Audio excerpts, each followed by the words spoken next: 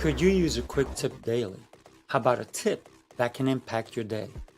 My name is Raphael. Join me as I bring you tips by experts around the world. These experts have shared their knowledge and wisdom with me and will directly share them with you.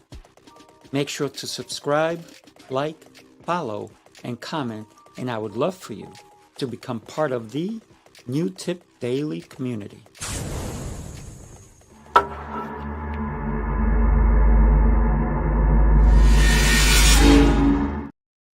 Good morning. Happy Thursday. I hope you're doing exceptional. Today, I want to talk about healing. There's so many ways we can heal when we get cut. It takes a little bit of time. And one of the questions that I've even asked so many times is why does it take so long to heal? It's an instant to get hurt. Maybe sometimes it takes a little longer. Maybe it's a prolonged process. Maybe it's the first words that somebody says to us, but they keep repeating it, repeating it, repeating it, and we allow it to enter and hurt us and hurt us and hurt us and hurt us. But when we stop,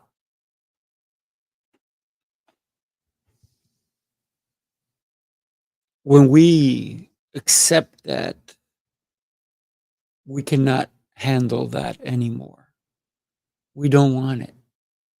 We don't want someone in our lives who is going to constantly hurt us in one way or another, whether it's physical. I'm talking about abuse. Verbal, that's also abuse. Or even an ailment. What if you're sick and tired of being sick and tired? Some people thrive. They thrive on having other people feel bad for them. They want people to acknowledge them. So sometimes they have to suffer for that to happen. And I don't believe that is the best way. You've known that person. They're constantly sick. Meanwhile, the doctor says they're not sick. They constantly complain about a pain or whatnot. Meanwhile, it's in their head. It's not in their body. Because they're looking for acknowledgement. If I cut my hand, I cut my body somewhere, the healing process, if it's not a huge wound, is going to start right away. We're going to stop the blood from going through. We may put a Band-Aid on it. We may put ointment on it. And then the healing process starts. You don't get cut today and tomorrow you're healed. It takes time. When the cuts are a lot bigger, we need assistance. Maybe we need stitches. And those take longer. And when it's a paper cut, it may be painful. Even a paper cut can be painful because it bothers us. But that heals really quick compared to a deep cut where we may need stitches. One of the things that will happen with a cut that's a little deeper than a paper cut is that the healing process brings scars, scar tissue. It's layer upon layer upon layer upon layer upon layer upon layer that's healing and healing and healing. And if you've ever gotten cut or even had an operation and there's a big scar, maybe you've had 7 stitches, maybe it's been 20 stitches.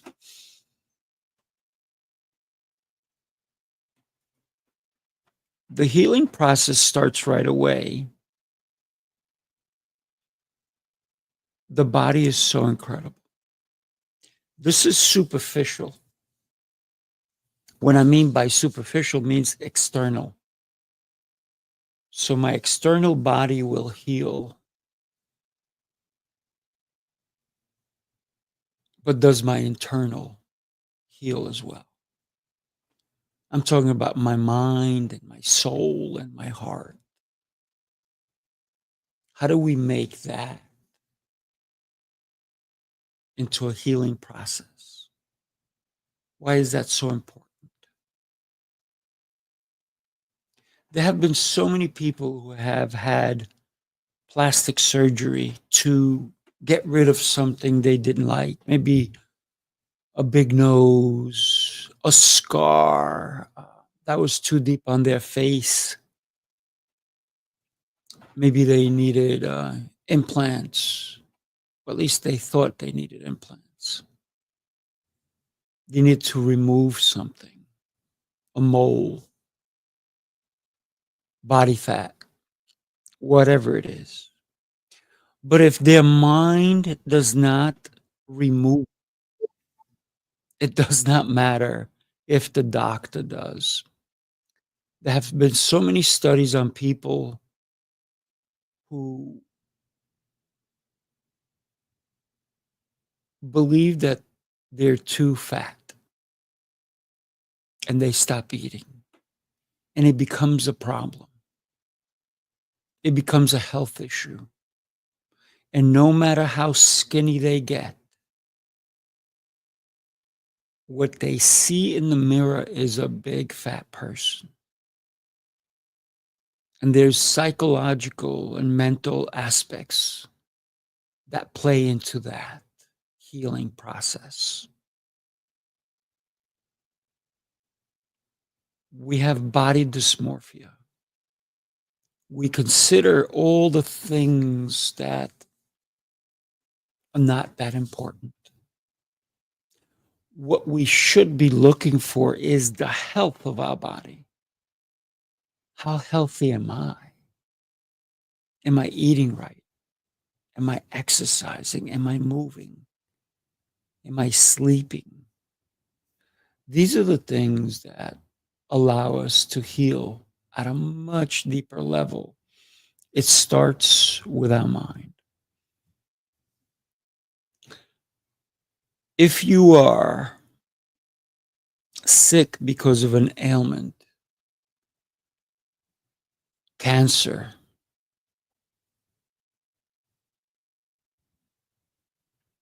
that's a tough one.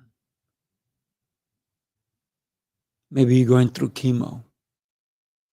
Maybe you've had the flu, COVID. Maybe you had diarrhea. The thing with what I just mentioned, diarrhea, is that it can't last too long. Otherwise, you truly become super sick. But there's a healing process in everything. Our body's rejecting something. Our body is infected with a virus of some sort. Sometimes our body can heal, just like a cut. It heals. The body can heal. It sends all the right agents to that area to heal it. But when it comes to be something super extraordinary, we may need a doctor, a specialist to come in. There is so much that we need to heal from. The physical aspects, as painful as they may be, eventually will heal. We can come out of those things. Lawrence, my friend, Billy, thank you. Thank you for giving me a thumbs up. Healing doesn't have to be done alone. It starts with you, of course, but sometimes my good friend Jose Escobar and his wife Katie have 6 kids, and the youngest one, who's only 3 months old, all the way up to their seventh one, contracted RSV. The baby and the 2.5-year-old had to be hospitalized. They had to be flown to different hospitals. There was a chance that they may not make it. But prayer and the doctors using their expertise saved their lives. They spent 10 days in the hospital praying. I was praying. And so many people around the world were praying. They just got home last night. But I will continue to pray for them because that is a healing process that was not only based on their children being put on ventilators, based on the expertise of the doctors, based on their faith, their trust in God. The people who are helping their children would elevate them to a healthy state. Their faith was truly called upon.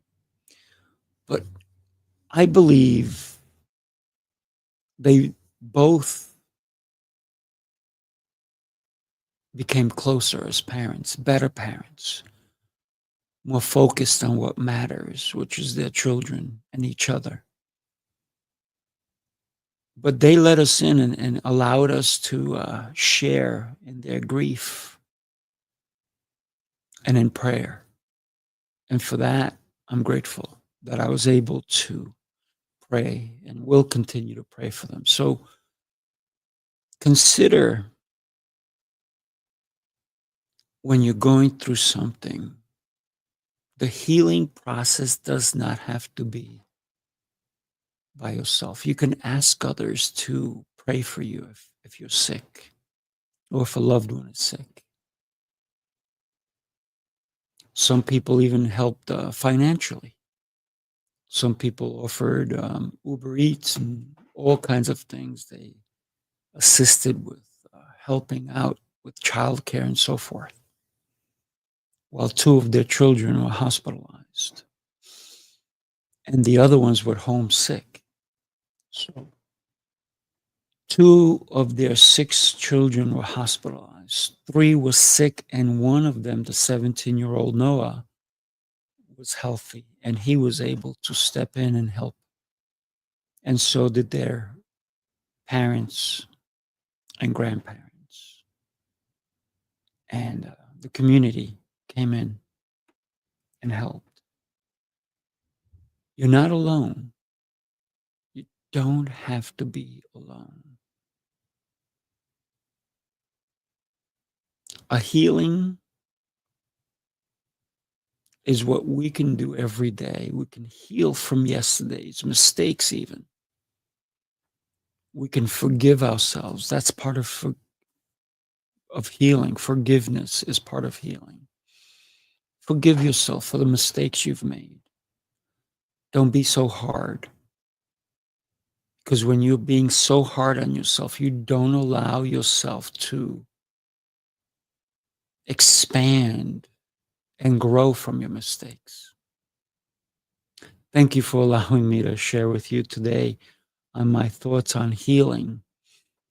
Every day when we can heal ourselves through prayer, through praise, you need to praise yourself. You need to look in the mirror and say, I am beautiful. I matter. Thank you. Thank you for allowing me to be here with you today. Have yourself an exceptional day, and I look forward to seeing you. Tomorrow I have an incredible human being, Nikki Cruz, And she's going to talk about pain. Pain. We have to heal from pain. How do we do it? Join me tomorrow. I look forward to seeing you. Have a great one. If you watch this on the replay, let me know what you thought. Take care.